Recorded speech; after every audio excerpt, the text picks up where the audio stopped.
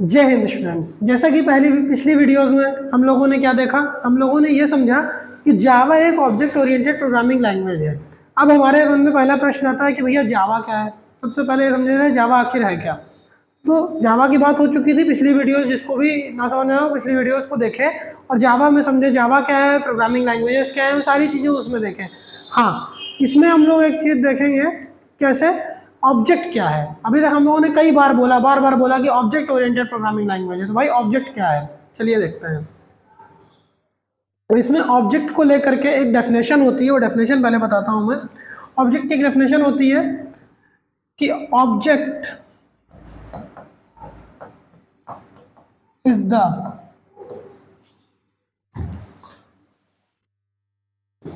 Blueprint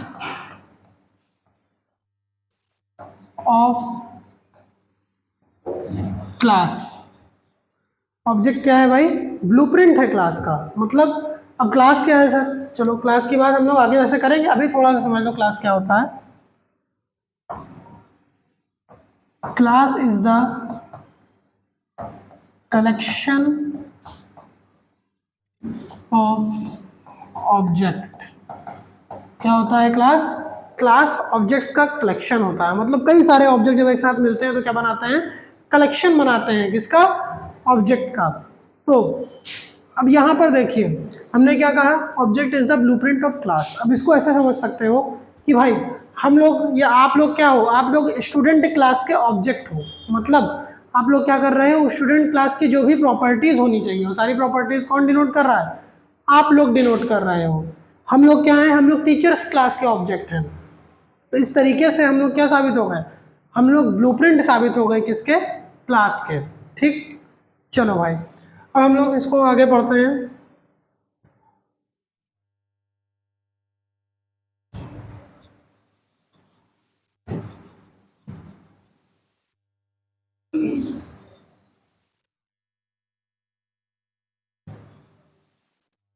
यहाँ पे देखते हैं ऑब्जेक्ट को जो है किस तरीके से डिवाइड किया गया है।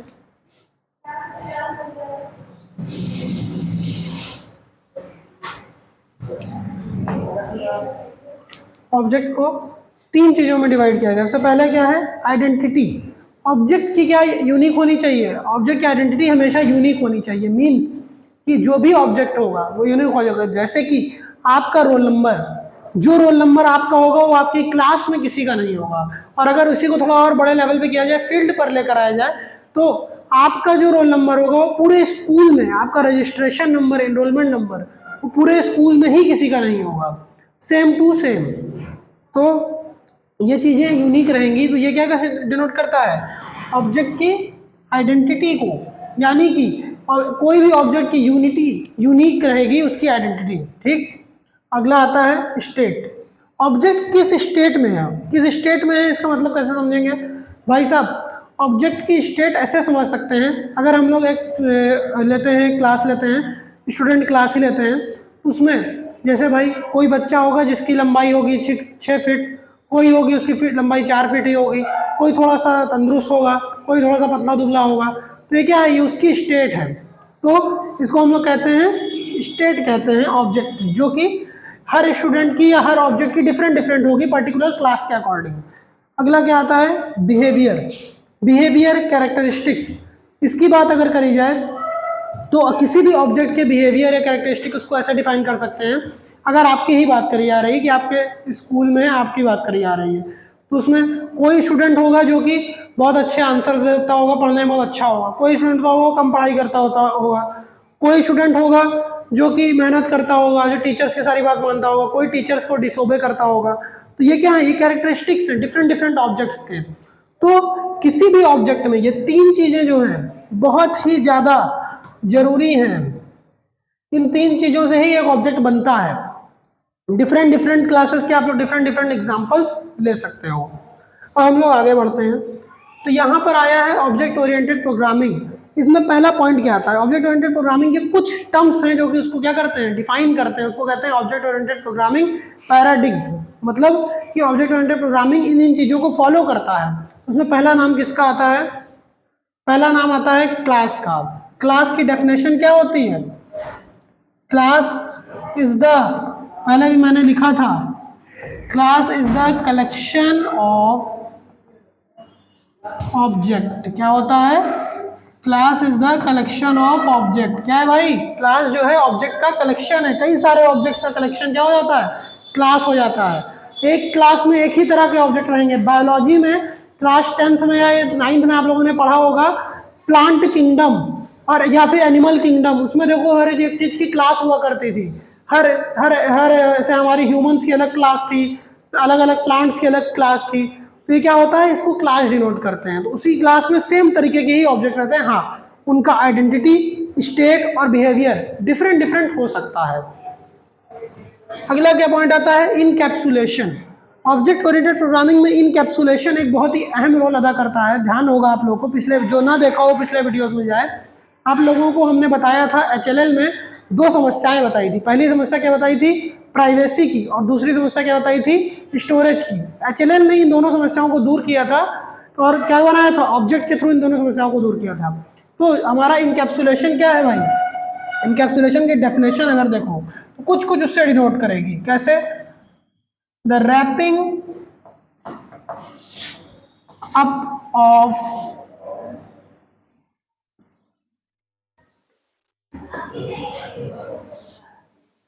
data into a single unit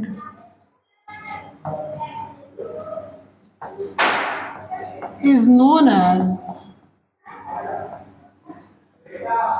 encapsulation। क्या कहते हैं भाई?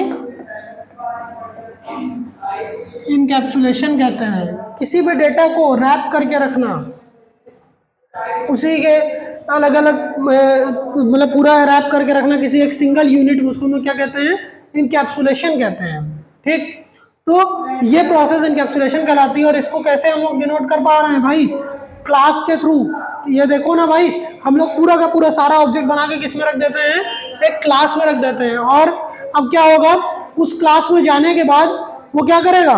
वहां से जो है वो डेटा को ठीक तरीके से कोई भी हैक नहीं कर पाएगा, डेटा को वहां से निकाल नहीं पाएगा, और सिक्योर रखेगा डेटा को। ठीक, अगला पॉइंट क्या आता है? डेटा एब्स्ट्रैक्शन या फिर डेटा हाइडिंग। अब इसकी डेफिनेशन ध्यान से लिख लो भाई,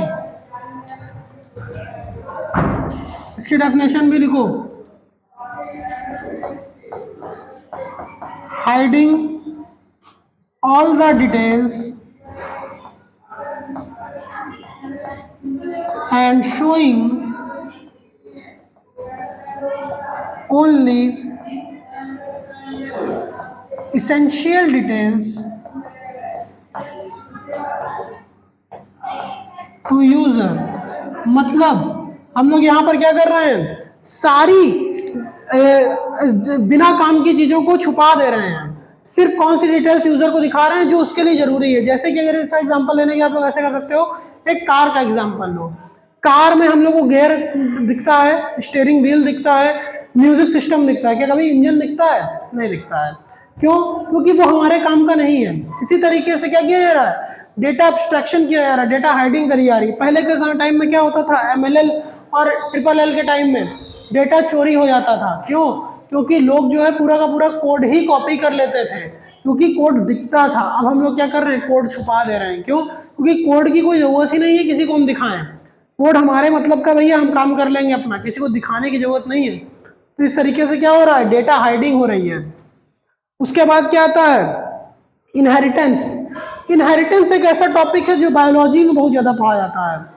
इनहेरिटेंस में क्या होता है? मतलब जब हम लोग अपने फादर की या अपने मदर की कुछ प्रॉपर्टीज को, अपने पेरेंट्स की कुछ प्रॉपर्टीज को हम लोग क्या करते हैं? इनहेरिट करते हैं। मतलब उनकी प्रॉपर्टीज हमारे अंदर आती है, तो बायोलॉजी के टर्म में उसको इनहेरिटेंस कहा जाता है। यहाँ भी कुछ ऐसा ही होता है, बट यहाँ पे थोड़ा सा डिफरेंट है। यहाँ पे हम लोग एक क्लास को बनाते हैं पेरेंट क्लास, और दूसरी क्लास को क्या बनाते हैं? Child class. तो पेरेंट क्लास के डेटा को चाइल्ड क्लास में जब ट्रांसफर किया जाता है, तो उसके लिए हम लोग क्या करते हैं? इनहेरिटेंस करते हैं, और इस प्रोसेस को इनहेरिटेंस कहा जाता है। इनहेरिटेंस को कुछ ऐसे समझ सकते हैं कि भाई एक होगी पेरेंट क्लास। क्या होगी? ये पेरेंट क्लास होगी। दूसरी क्या होगी भाई? चाइल्ड क्लास होगी। क्या होगी? Child class. अब पेरेंट क्लास का जो भी डेटा होगा वो चाइल्ड क्लास यूज कर पाएगी, उसके लिए भी 3 तरीके की चीजें बताई गई हैं। वो 3 तरीके की चीजें हम लोग पहले देख लिया जाए कौन कौन सी हैं। Private, protected and public. अब भाई साहब इसको ऐसे समझ लो कि अगर कोई चीज प्राइवेटली इनहेरिट करी गई है तो सिर्फ और सिर्फ कौन यूज कर पाएगा, सिर्फ चाइल्ड क्लास यूज कर पाएगी। चाइल्ड क्लास के थ्रू कोई और क्लास उस डेटा को बिल्कुल भी नहीं यूज कर सकती है क्योंकि वो प्राइवेट है। प्रोटेक्टेड में कुछ रूल्स एंड रेगुलेशंस होते हैं जो कि हम लोग आगे इनहेरिटेंस चैप्टर उसमें पूरा ठीक से पढ़ेंगे। उन रूल्स एंड रेगुलेशंस के थ्रू ही चाइल्ड क्लास सिर्फ और सिर्फ क्या कर पाएगी, यूज कर पाएगी डेटा को, और उसके चाइल्ड क्लास के थ्रू कोई और भी डेटा को यूज कर पाएगा। अब आता है पब्लिक। पब्लिक में भाई सब पब्लिक है, वो कोई भी यूज कर सकता है उस डेटा को। तो ये होती हैं 3 चीजें जो कि इनहेरिटेंस में है। उसके बाद क्या आता है भाई, पॉलीमॉर्फिज्म। इसको 2 पार्ट में डिवाइड करते हैं। चलो पहला वर्ड है पॉली और दूसरा है मॉर्फिज्म। ठीक, पॉली का मतलब होता है मैनी और मॉर्फिज्म का मतलब क्या होता है, फॉर्म्स। तो ये इन 2 शब्दों से मिलकर बना हुआ वर्ड है पॉलीमॉर्फिज्म, यानी मैनी फॉर्म्स। कोई भी ऐसी चीज अगर आपके प्रोग्रामिंग लैंग्वेज में है जिसको हम लोग कई बार यूज कर सकते हैं, कई तरीके से यूज कर सकते हैं। जैसे कि एक एग्जांपल के तौर पर आप लोग देख सकते हो जो प्लस का ऑपरेटर होता है। प्लस का ऑपरेटर जो होता है हमारा, उसको कई बार कई तरीके से यूज किया जा सकता है। जैसे जावा में ही एक बार तो नॉर्मल सिर्फ एडिशन के लिए यूज होता है, एक बार प्रिंट स्टेटमेंट में डिफर करने के लिए यूज होता है। तो ये डिफरेंट वेज होते हैं जिनके थ्रू हम लोग यूज कर सकते हैं। उसके बाद क्या आता है, उसके आते हैं फंक्शंस।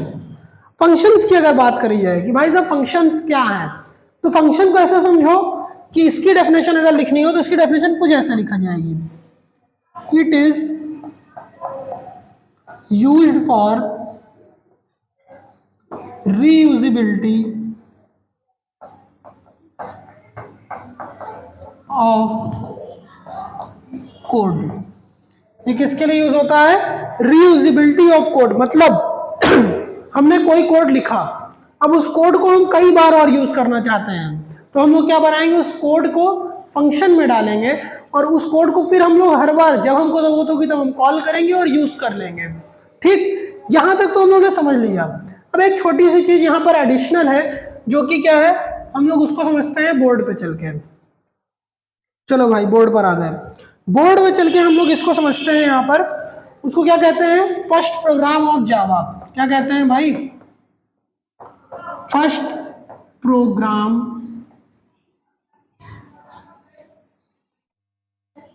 Of Java. क्या कहते हैं, फर्स्ट प्रोग्राम ऑफ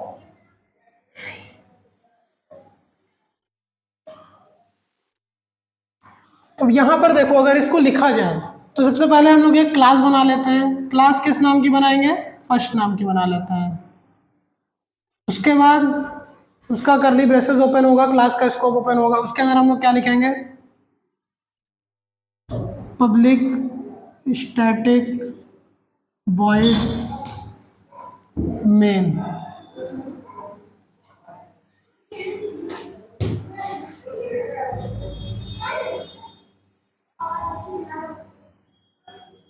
ठीक, उसके बाद उसके अंदर हम लोग एक और स्टेटमेंट लिखते हैं, system dot out dot print Elon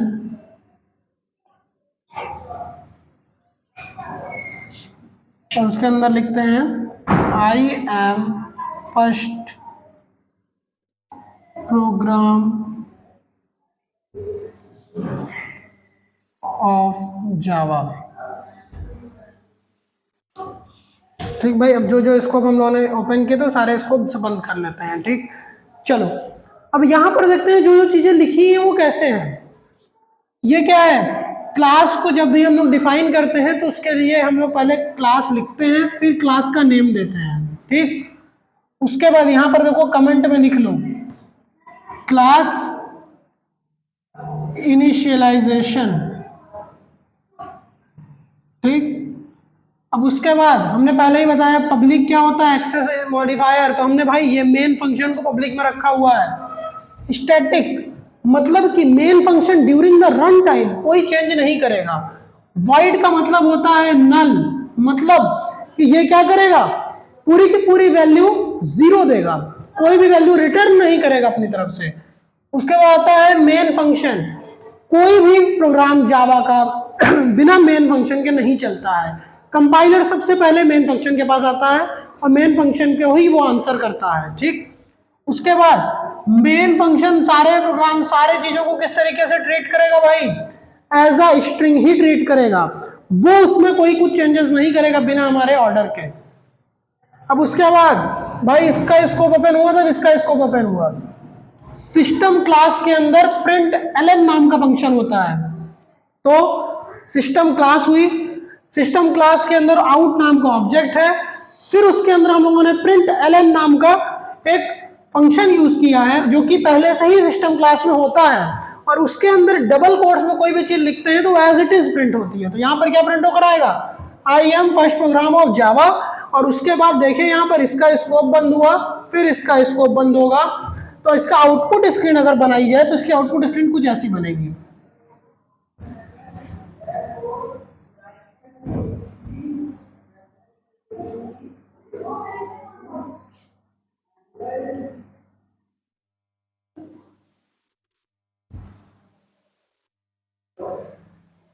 ठीक। तो ये इस तरीके से ये प्रोग्राम चलेगा। फर्स्ट प्रोग्राम ऑफ जावा को अगर आप लोग चाहें तो इस तरीके से नोट भी कर सकते हैं।